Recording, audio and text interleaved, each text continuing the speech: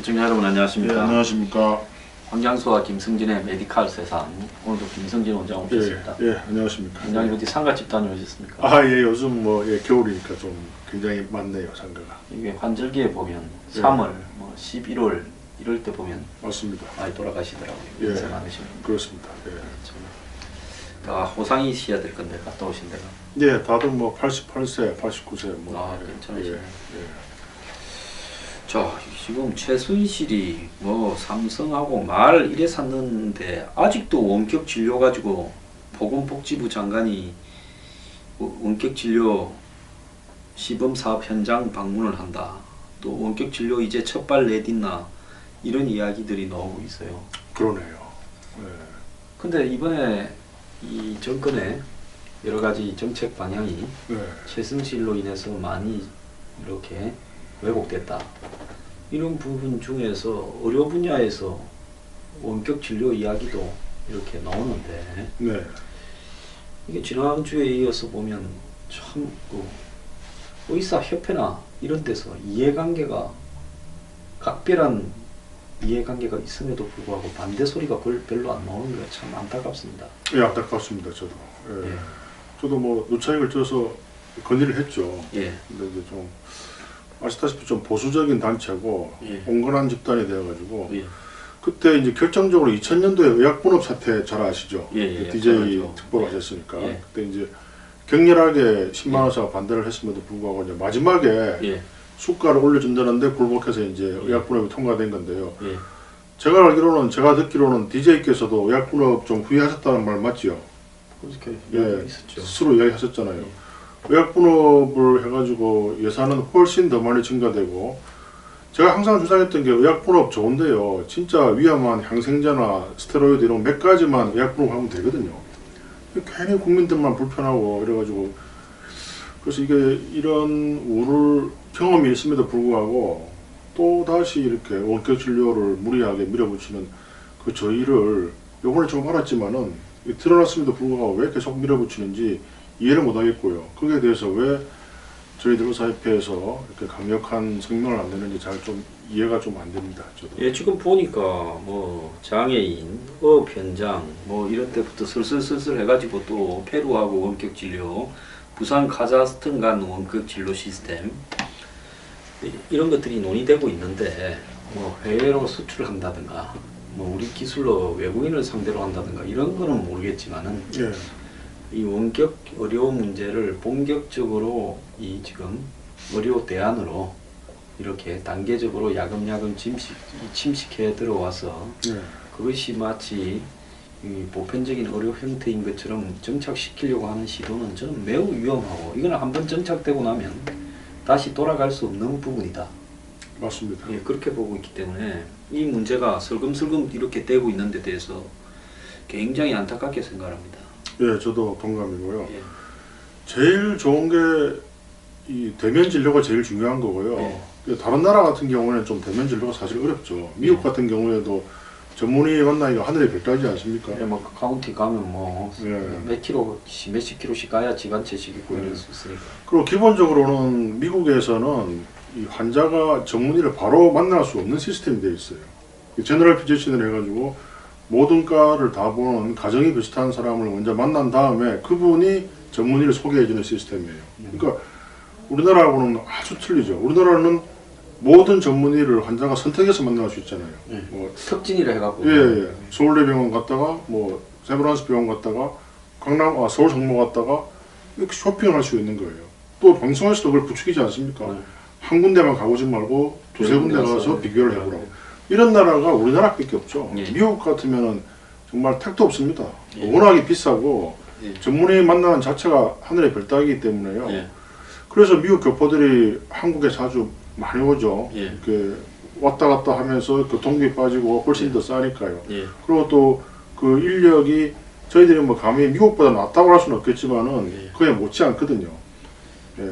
그러니까 못지 않으면서 또 의사를 쉽게 만날 수 있으니까 예. 좋은 시스템이죠. 일본 같은 경우에도 25년 전부터 원격 의료가 논의가 됐는데 임산부 태아 원격 모니터링, 재택 만성질환자 케어, 지역 주민 건강관리, 금연 치료 이런 부분에서만 시범적으로 하고 있고 아직 의사 환자 간의 원격 의료는 이 사회 시스템으로 아직 받아들여지지 않고 있습니다. 그럴 필요도 없고요. 예. 예. 그런데 지금 이 중국이 뭐 원격 진료 처방에 의약품 배송도 허용한다. 이건 중국은 또 우리하고는 매우 사정이 다르지 않습니까? 중국은 그럴 만도 하죠. 어마어마한 예. 땅덩어리에 예. 의사 만나기가 미국보다도 더 힘든 나라고. 아, 예, 힘들죠. 의료 비용도 높고. 예. 예, 그래서 지금 뭐 제가 이 부분에 대해서 계속 반대하는 이유는 이 부분이 순수하게 그 수요자의 필요성에 의해서 만들어졌다기보다는 이해관계가 있는 대기업들에 의해서 나오고 있다.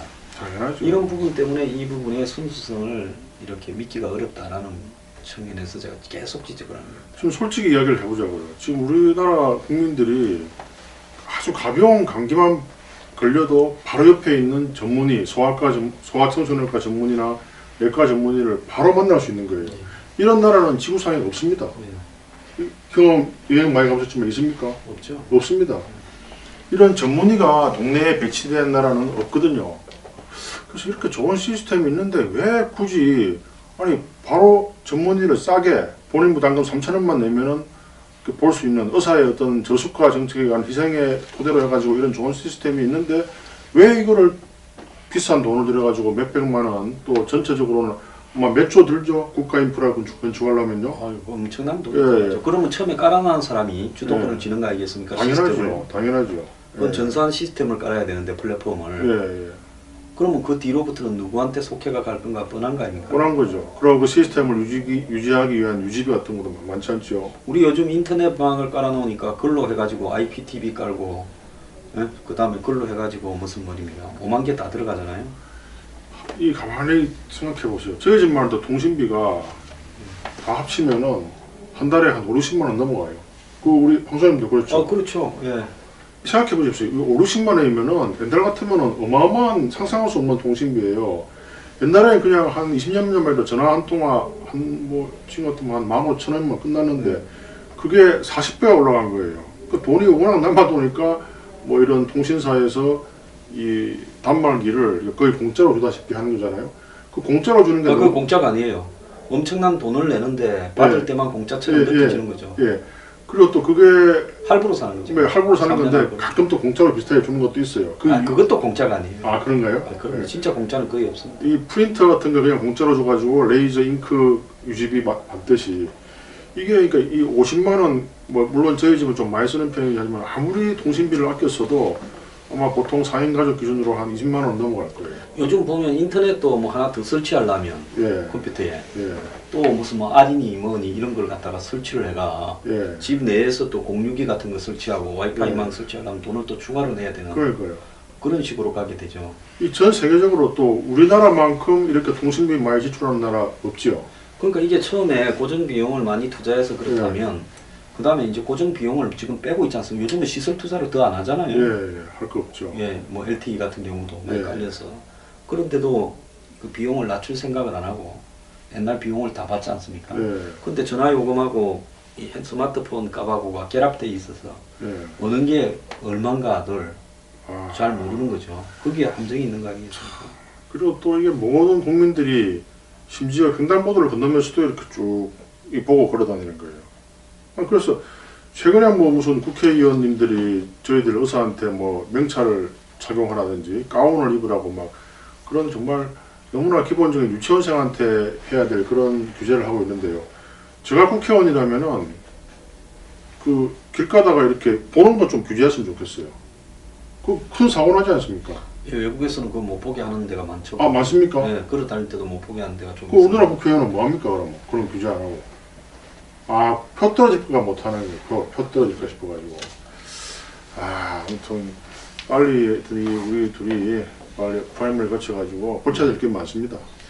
자, 지금 새누리당이 뭐 거의 지금 탄핵 찬갑파와 비찬갑파 이렇게 해서 쪼개질 것 같기도 하고 네. 탄핵 국정조사 그리고 이제 특검이 이번 주부터 이제 전부 시동이 걸리는데 네. 대통령은 오늘도 보니까 검찰 조사 안 받겠다 그랬죠. 네. 이렇게 이야기하고 검찰은 자기들이 이야기한 거로 보이는 최 선생님한테 큰돈 받았냐 네.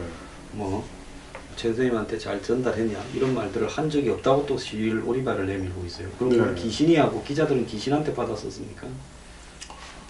귀신 원래 또 뭐 우주를 좋아하시니까요. 뭐 귀신이 뭐 그쪽에 존재할 수도 있지 않을까요? 그래서 참 이 친박들이 박 대통령을 하야를 4월 달쯤에 하게끔 또 도모했다는데 그 친박 중진 한 7, 8명이 모여서 그런 이야기를 했는데 제가 볼 때 그 중에도 좀 깜빵 가야 될 사람 몇 명 있던데.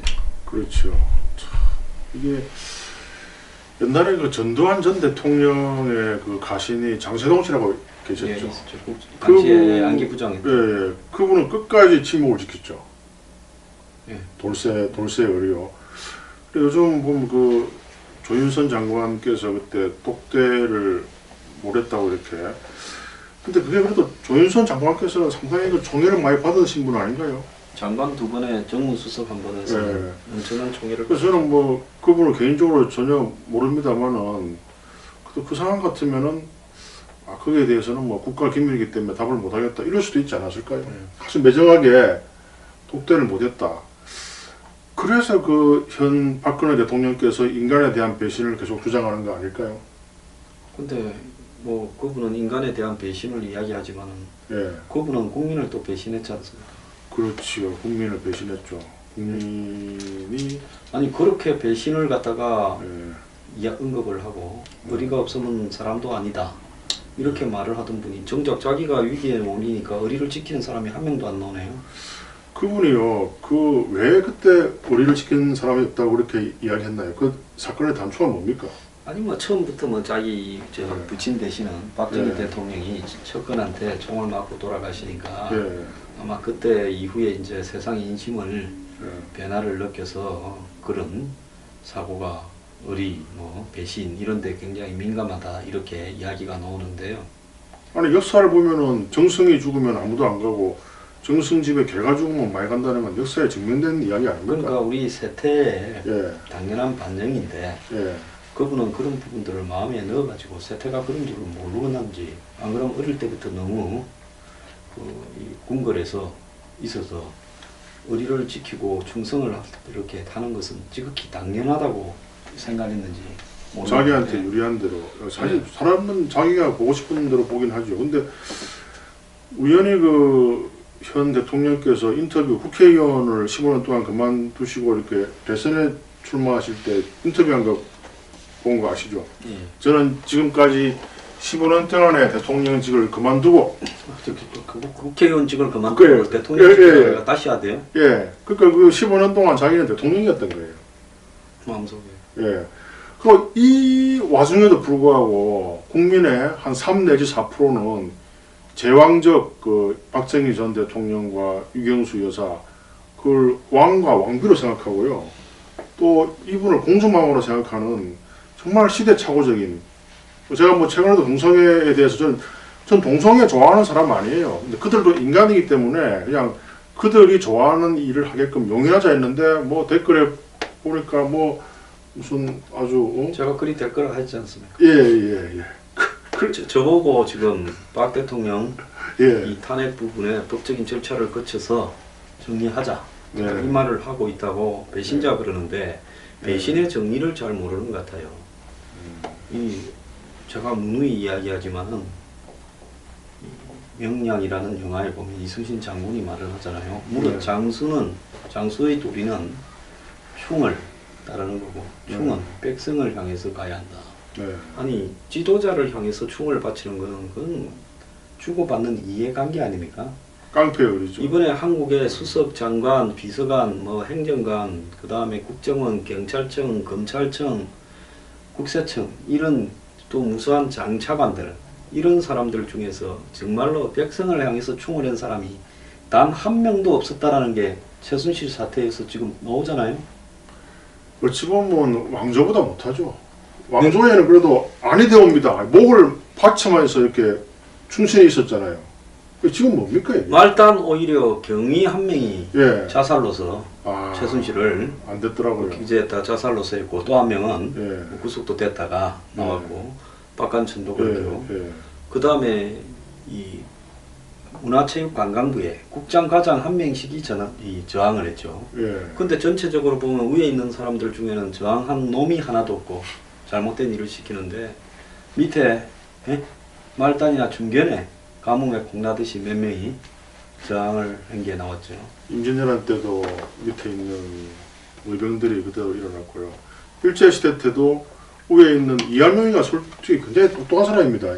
굉장히 그 샤프한 사람이었고 바로 나라를 처음에는 친러파였잖아요. 예, 나라를 팔아먹었는데 그래서 제가 그래서 이게 이 S 대학 이거 다 없애고 1, 2, 3, 4 대학으로 바꾸는 거예요. 이 뭐 지극끼리 모여가지고 이 머리 좀 좋은 거 이용해가지고 말이죠. 이 자기 우병우 수석이 제일 대표적인 케이스 아닙니까? 예? 자기의 머리를 이용해서 어떤 부잣집 와이프 만나가지고 입심양명 그러고 싶을까요? 전 도저히 이해가 됩니까? 저도 이해가 가지 않습니다. 그래서 과연 우리가 이러려고 참 목에 피를 토하면서 이렇게 방송을 해야 되는 것이 좀 회의가 옵니다. 저도. 예. 자, 그래서 국가 시스템이 예. 이 모양인데 예. 지금 이렇다고 다시 선거를 해서 기존에 또 하겠다는 사람들 판으로 몇 달 일찍 대선을 치른다고 지금 뭐 4월 달에 하냐 8월 달에 하냐 이러는데 그러면 이런 일이 또 안 생기고 더 나은 사회 시스템으로 갈 거냐 어떻게 보십니까? 최근에 또 무슨 정보에 의하면은 12월 루머에 대해서 이야기해도 되나요? 괜찮죠 뭐 루머를 전제해서 하는 그리고 또 뭐 찌라시 돌렸다고 아니 저도 방금 갔네요. 또 반기문이 예, 20일 나온다. 지금 뭐 와가지고 뭐 저한테도 누가 보냈더만. 예. 그런 설도 있고. 근데 어쨌든 지금 소비 심리가 최저로 돼 있고 여기에는 지금 정치적 불안정이 제일 큰 역할을 하겠죠. 일본의 정치적 불안정성, 두 번째가 이제 부패방지법, 소위 김영란법 이런 모든 것들이 겹쳐가지고 내년 성장률이 3%에서 2.6%를 OECD에서 수정을 했고요. 제가 보기에는 2%도 안 될 것 같아요. 그리고 모든 국민들이 지갑을 닫는 거예요. 저만 해도 뭐 돈 쓰고 싶겠어요? 뭐 투자, 뭐 게다가 또 요새 또 부동산 더 얼어붙었죠. 그래서 이 경제 총체적으로 에너지를 쏟아도 될까 말까 이 세계적 경쟁 상황에서 우선 경제 수장이 지금 누군지도 불확실하고 지금 경제 총리가 누굽니까 지금? 유일로 부총리가 아직은 하고 있죠. 그렇지만 뭐또뭐 대통령이 있죠. 근데 새로 이걸 갖다가 교체하고 대통령이 갈 수 있을지 그것도 의문이고요. 왜 이런 상황을 방치하는지 이해가 안 가고 있습니다. 저는 나라의 안위에 대해서는 관심이 없고요. 자기의 안위만 관심이. 오늘 법무부 장관을 갖다가 사표를 수리했죠. 뭐 안 하겠다고 뻐기니까 도리가 없었을 거라고 봐요. 그렇겠죠. 그러면 그 후임 법무부 장관을 임명이나 할 수 있을 건가? 못하죠. 또 하면 뭐 누구 시키면 되겠지만은 국회 청문회니 이런 절차들을 갖다가 통과를 해서 하기 전까지 또 탄핵이 걸려버릴 수도 있지 않겠습니까? 그렇죠. 지금 저 총리 후보는 어떻게 됐습니까? 저 옛날에 노무현. 그럼 아직도 그거 내정자로 아마 출근하고 있을 겁니다. 내정자도 출근을 하고. 금융연수원인가 하는데 거기다 항상 총리 내정자는 또 황교안 총리는 또 직무를 하시고. 무슨 이런 경우가 우리 역사상 있었습니까? 대한민국 수립 이후에? 그래서 지금 이런 식으로 곳곳에 이 비어있는 장관 시스템이 이렇게 돌아가는데 이 정도면 그냥 하야해야 되는 거 아닌가요? 그렇지 않습니까? 그럴 분 같으면 벌써 하셨지 않겠습니까? 참 그러니까 제가 누차 이야기하지만은 참 이승만 대통령이 참 그때 죄도 많이 지었지만 그때 물론 이제 사람이 사망하고 이렇게 뭐 총탄이 왔다 갔다 했지만은 지금 당은 뭐 소리 없는 총탄일 뿐이지 그때 상황보다 더 많은 국민들이 반대를 하고 있잖아요. 지지율이 3%라는 것은 아마 이승만 대통령도 그때 3% 넘었을 겁니다. 그 버티고 있는 이유가 감옥 가기 싫어서 그런 겁니까? 난 차라리 네가 가라 하와이 그런 식으로 안전을 보장해줘가지고 미국 망명을 좀 보장해주는 그런 거는 좀 초법적인 발상입니까? 그런 거? 우리가 아프리카도 아니고 망명을 한다는 것도 웃기고 그냥 탄핵을 가고 저는 이렇게 봅니다. 뭐 하야 퇴진보다요. 네. 하야 퇴진을 안 하고 무슨 거국 중립 총리를 임명하면 뭐 잘 돌아갈 것처럼 이야기하지만 그때 벌어지는 또 거국 중립 총리가 정말 거국인지 안 그러면 야권 추천인지 뻔하지 않습니까? 네. 그때 벌어질 혼란은 또 대선 때 누구한테 유리하게 하니 안 하니. 그래서 탄핵이라는 절차를 견디면 되고 대통령은 비어있는 데는 빨리빨리 정리를 하면 되는 거거든요. 근데 왜 정리를 안 하고 일부러 이렇게 혼란을 방치하는 건지 나는 그 사고관을 이해를 못 하겠어요. 일단 부총리 내정자하고, 예? 그 다음 총리 내정자부터 정리를 빨리 해버리면 될 거 아닙니까? 이제 되기도 어려우니까. 지금 거기에 대한 대처할 만한 어떤 아니, 그냥 하던 사람 보고 시키면 되죠. 뭐 문제가 있습니까? 지금 사리 판단을 할 능력이 없다고 볼 수도 있죠. 네. 제가 옛날에 한번 그런 경험을 한 적이 있어요. 레지던트 4년 차 때인데 굉장히 갑자기 기분이 우울해지는 거예요. 그래서 이제 학회에 이렇게 발표를 하는데 뭐 다른 교수님이 저한테 맹공격을 하더라고요. 그래서 갑자기 그때 이제 그냥 멘탈이 붕괴가 되는 거예요. 그래서 그런 상황을 한 달 동안 겪었는데 판단이 안 되는 거예요. 그리고 전쟁을 치를 때 어떤 소대장이나 이런 대대장 굉장히 중요한 결정을 할 때 있어가지고 그 사람들이 이 멘탈 붕괴에 빠지면 그 소대원이나 대대원은 몰살하잖아요. 지금 우리들 나라가 지금 그 비슷하게 돼 있는 거예요. 지금 저분이 저 의사로서 볼 때 뭐 정신과 의사는 아니지만은 지금 상태는 거의 멘탈 붕괴라고 보시지 않습니까? 그래도 국민과 뭐 이렇게 가족도 없고 결혼을 했다 이렇게 말씀 정도를 하시는 분이 아무리 본인의 잘못에 의해서 이런 코너까지 몰렸다 하더라도 국가를 위해서 정리하고 이렇게 해야 될 거는 하고 가겠다라는 이런 정도의 이 마인드는 있어야지 그냥 에라 모르겠다 이러면 이거는 너무하지 않습니까? 거기에 대해서 어떤 충원을 하는 사람도 없죠, 주위에. 그래서 오늘 보니까 친박 핵심들이 질서 있는 퇴진을 말했다라는 걸 보고 제가 참 너네들은 그 말을 하려면 일찍 해야 되고 어제 국가 원로라는 사람들이 뭐 이야기했다지 않습니까? 그제? 그것도 좀 웃기지 않았어요? 그 사람들 지금 그 말이 어울려요? 어쨌든 지금 현 대통령은 자기의 최소한의 지지 세력도 없군요. 그때 한광옥 지금 기타 실장하느라 DJ 예. 맨이었죠. 예. 개인적으로 잘 아시겠네요. 네, 잘 알죠. 그분하고 어떻게 좀 대화를 해보셨나요? 옛날에 했죠. 뭐 요 근래는 별로 뵌 적이 없고. 그럼 전화 좀 해보시죠. 아니 뭐 그냥 요즘 머리 아프실 건데 뭐 내까지 전화를. 그러니까 지금 주위에 어떤 편을 드는 사람도 없고 또 충원을 하는 사람도 없고 그게 이제 본인이 다 이렇게 저지른 업보라고 생각합니다. 널리 이 사람을 갖다가 인재를 구하고 그렇게 해서 이쪽 저쪽에 여러 군데 다 사람들을 갖다가 폭넓게 대화를 하고 그렇게 했더라면 이런 위기가 혹시 실수로 왔다 하더라도 그 위기에 대해서 이렇게 조언을 하거나 충고를 하거나 방향을 잡아주는 이런 지인들이나 조언자들이 조력자들이 있을 건데 본인이 뭐 3인방을 통해서 최순실로 의해서 그렇게 단절을 되다 보니까 대통령이 되고는 거의 깜빵에 간 사람처럼 단절됐잖아요. 그나마 그런 수족이 다 잘리니까 지금은 완전히 고립무원한 상태겠군요. 그리고 고립무원한 상태고 네.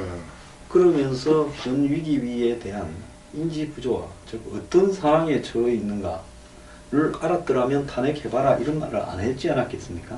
그렇죠. 탄핵이 해봐라가 아니라 탄핵이 걸려버리고 나면 그때부터는 아무것도 없는 겁니다. 그렇죠. 근데 지금 놓은 상황을 헌재에 가서 다툰들 헌재에서 대통령 편을 들어줄 수 있겠습니까? 국민 여론을 제일 중시하죠. 예, 완전히. 그래서 대통령 편을 들어줄 수가 없는 거예요. 그렇죠. 이쯤 돼버리면요. 네. 그렇다면 더더욱 큰 정말 그야말로 폭동이 일어날 수도 있죠. 그러면 변호인을 임명할 때 네. 그야말로 대통령이 조사를 받는 절차를 협조를 하고 겸허한 모습을 보이면서 또 사과도 진실하게 하면서 내가 그 이 책임을 달게 법적으로 지겠다. 그리고 탄핵 걸리고 난 이후에 다른 책임까지도 지겠다. 이렇게 하면 국민들이 그래도 그렇게 모질지 않아서 우리가 너무 모질게 하면 다 그냥 그렇죠. 정치적 책임을 지는 걸로 그럼 정리를 하자. 이런 식으로 본인이 행동을 하면서 사회적으로 그런 여론이 형성돼야 될 건데 문재인 전 대표가 자기가 뭐라고 명예퇴진 보장해 주겠다 이런 말을 하고 또 대통령은 탄핵 걸어라 이러고 그 변호사라고 임명한 사람이 그 표가가 먹지 않아요? 유영한가? 그렇죠. 그런 사람은 나와가지고 무슨 억측이니 추측이니 이러고 앉았고 최순실이 변호사는 사상 소설이라 그러고 예. 그 청와대 대변인은 사상 누각이라 그러고 예. 사상. 그러니까 이러니까 매를 벌고 있는 거 아닙니까? 사상 누각 지금 우리들 나라가 지금 참 그런 상황인데 그 비꼬는 것도 아니고 참 개탄스럽게 그지없고요. 그래서 이 상황에서 나라 생각을 놓고 현 대통령께서 내가 이 자리를 물러나면은 그나마 대통령을 소추할 수 있다는 어떤 소추할 수 없다는 그런 데서 벗어나니까 더 바로 감옥 가는 게 두려워서 그러지 않을까? 이게 외신의 분석인데요. 아니 지금 예. 대통령이 탄핵이 이제 그렇게 헌재에서 통과가 되면 이제 강제적으로 쫓겨나는 거 아닙니까? 그렇죠. 그렇게 되면 곧바로 제가 볼 때 기소가 떨어질 거예요. 그렇겠죠. 본인한테. 지금 바로 검찰에서 뭐 네, 피의자로 그리고 기소가 떨어지게 그렇지. 되면 대통령이 피의자의 위치에 서서 예. 그 법적인 부분을 갖다가 이렇게 하는 걸 근데 쿠데타가 이런 게 아닌 이런 일로 그렇게 되었을 때 그걸 지켜보는 국민들도 얼마나 참담하고 세계적으로 그게 망신이겠습니까? 결국은 부패인데요. 그게 기자회견을 할 때도 지금 두 번 하셨는데 거기에 대해서 또 질문을 왜 안 받죠?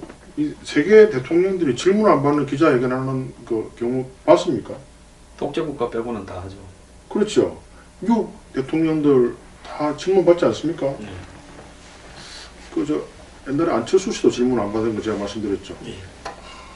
그래서 질문 중요한 건데 참 그래서 근데 유고무원입니다. 유고무원. 요즘 촛불 시위 현장에 열심히 쫓아다니는 야당의 네. 대선 후보들 요즘 막 소리가 굉장히 커졌대요. 막 네. 청와대 국무회의 가서 나가라 하겠다 그러고 이게 나라냐 그러고 네.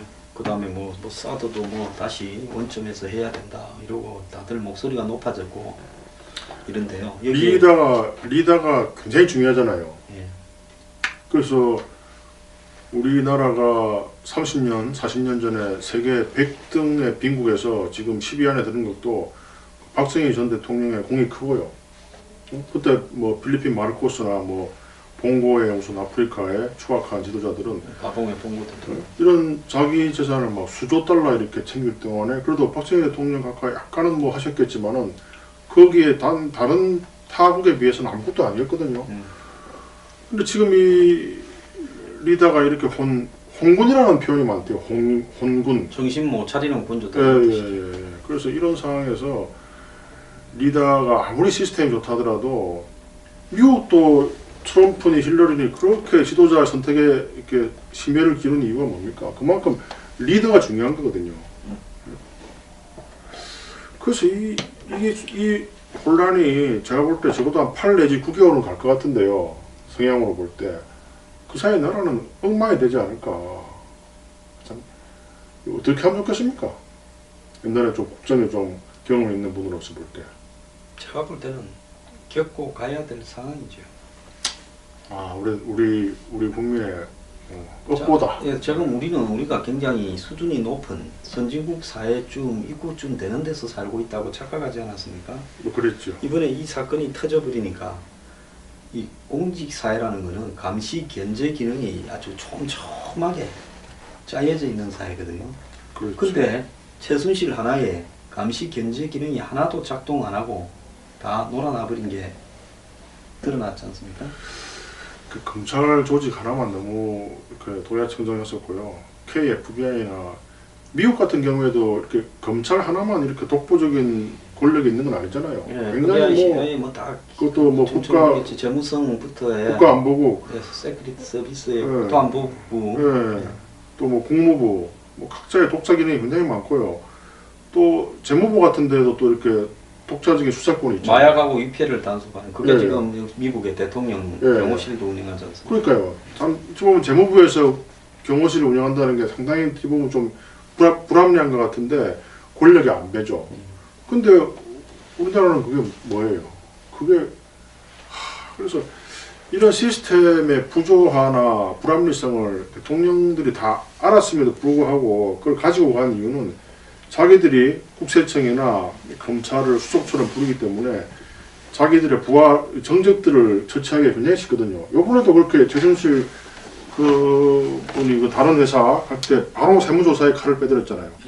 이거는 원시국가에 있을 수 있는 문제입니다. 거기에 대해서 대일 국민들이 반발하는 거예요.